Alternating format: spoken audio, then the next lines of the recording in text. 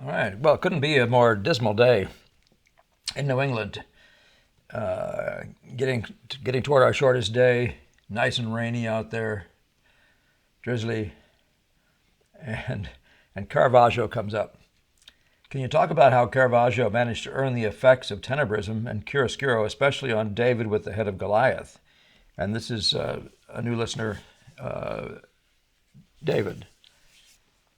Uh, it's a the interesting thing about the Tenebrism idea, it really is basically inky shadows as opposed to chiaroscuro, which just means the idea of lost and found. The idea of lostness, relative lack of definition in shadows, is an underlying concept of the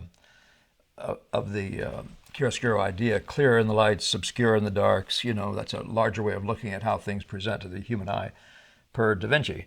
And but tenebrism is something else that comes up later because of this. What happens when you create inky darks, really, really black darks, and it's quite a simple process. But let's look at the work and see what we're talking about here.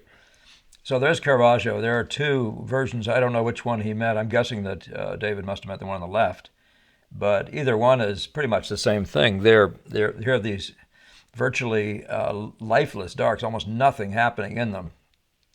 Uh, and so the effects, of course, are enormously heightened, given that everything else is just pure black. It sort of reminds me of the way Sargent does an awful lot of portraits. There's so much really, really dark, dark stuff that it makes it easier to actually get color in the lights. You can paint at a slightly darker key, uh, but Caravaggio's themes are so dark, that you can understand why somebody would gravitate. Someone doing the kind of stuff he's doing, the mood that he's got. And I guess he actually was thought to have murdered somebody, so maybe his whole general outlook was a little pretty dark. So it fits in any number of these things very well. They give the impression of being pictures painted at night. And whatever the action is, looks like it's being done at night, and that's inevitable if you're going to take this approach. So let's look at what causes. Let's look at a couple more, and then look at what causes it. So here's the one of the Entombment ones, and again, same thing, black everywhere. The shadows that exist, say up in the face area here, are pretty well inky. They're almost gone. The drawing is almost entirely between the turning edge here and the cut edge over here. Uh, and there's very little of importance out beyond that. That's the importance, meaning it's so low contrast. Even down here, this is fairly low contrast. And again, I'll say don't trust any of these pictures to be real, but this kind of thing is what he's doing. It's a kind of a dramatization of the idea of lost and found. It's like really lost and found. And but when you see the one on the right, Caravaggio here he's not doing that. No, well, he has a dark background over here that's getting lighter over here. What's the difference? I mean, this one does not have that quality, does it? The difference is simply it couldn't be a simpler idea. It is the general ambience of the studio. So if you were to set up a still life and block all the ambient light from the studio, you would have this look. It's very simple to do.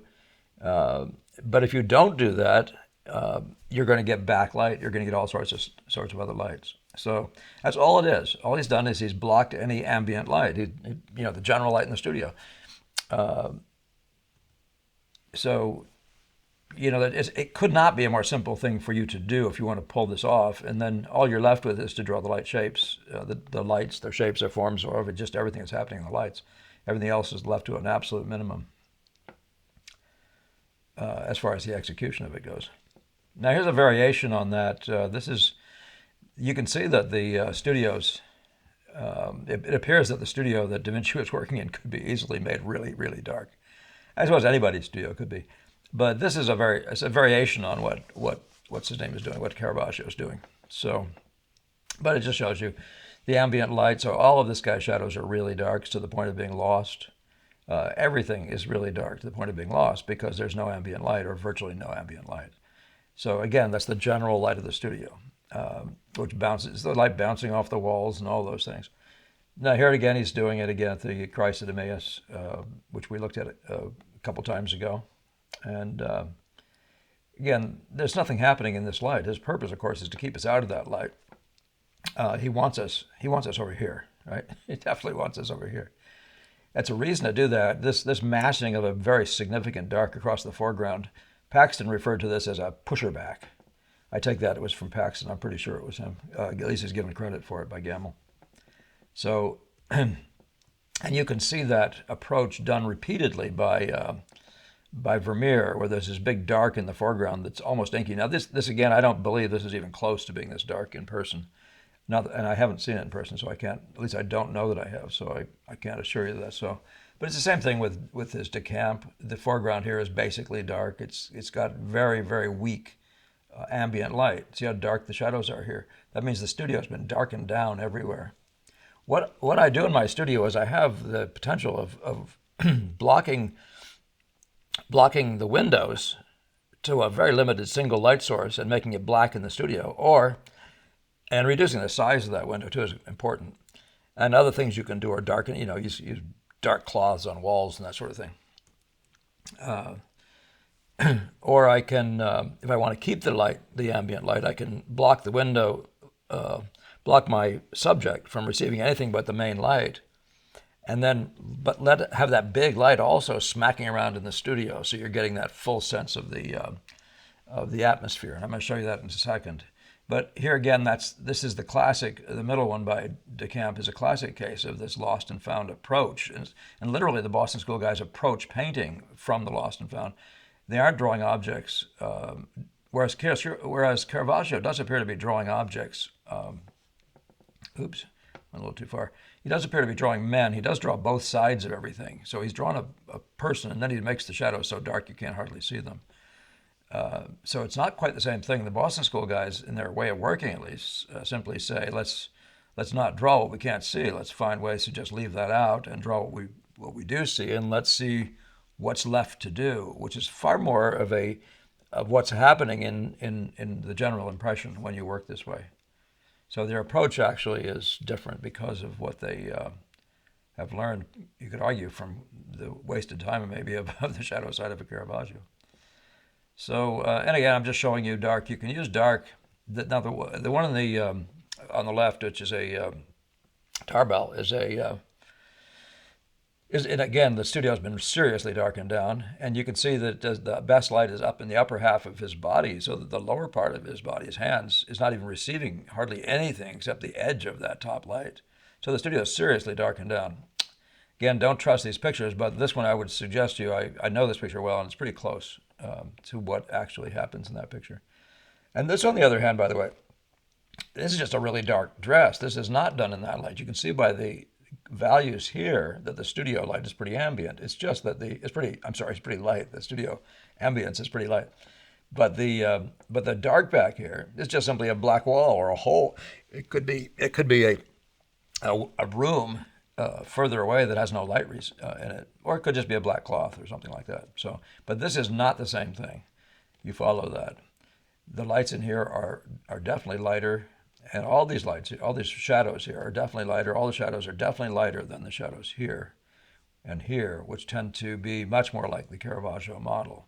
Again, it's just the ambient light in the studio. You increase it, decrease it, get your effect, and create your drama, I guess would be the way to say it, huh? I'm just showing you now some other ones where various things like this have been done. Tarbell, the two on the left are Tarbells.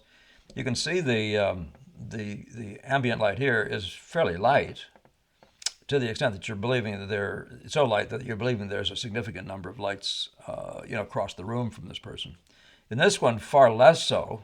You can see the shadows are significantly darker. So what's back behind here there isn't a ton of light in our direction, coming from our direction. And then this one's even more so, where to the extent that it almost begins to feel like a Caravaggio, where the darks are seriously dark. So much as, like in the figure, so much as to be almost as dark as the darkest darks. Again, ambient light. Here's the main light right here, and there's very, very weak light back over here somewhere. It's always interesting to try to figure out where he's painting from. You can put your easel in the light and have very little of that light coming through. All you have to have is a window, so to speak, for yourself to see the figure. So you can stand in a lighted area of your studio as long as you screen off enough of the figure so that she doesn't receive that general or alternate light source. The general light or the alternate light source, and which is the alternate light source would be the one which the painter's working. And these are wonderful examples, by the way, of just variations right through. And so this one is the entire story through this one is this middle ambient value. This is a light. This one here. The ambient, the backlight is just almost as strong as the light hitting the model. I should say it the way I'm saying it is, if she were there, this would be the direct light hitting her. This would be the backlight. Well, this is undoubtedly the studio light, and there's a window over there. So. But you can see that you can go out to. You're still talking about the same thing, though. You're still talking about that idea, just way, way, way, way, way up in value, separating the lights from the darks. And this is another variation, not too different from this one, except this one appears to possibly be having some sunshine coming into the space. It does appear that sunshine's coming in, and so all of the model light over here has to be coming from a different source. It's also warm versus cool, but I don't believe this is probably a very good shot of this thing. So I believe that's the story. Couldn't be much simpler than that. So David, if you just want to get his effect, you can take a cast or anything, get a single light source and just block any other light from hitting the model on the backside, and you'll have Caravaggio's light. There's no magic tricks. He does appear to be working directly from nature. He creates that light. He sets up the models in that light and paints it. It does look like, he had some reputation for working in a very dark basement or something like that.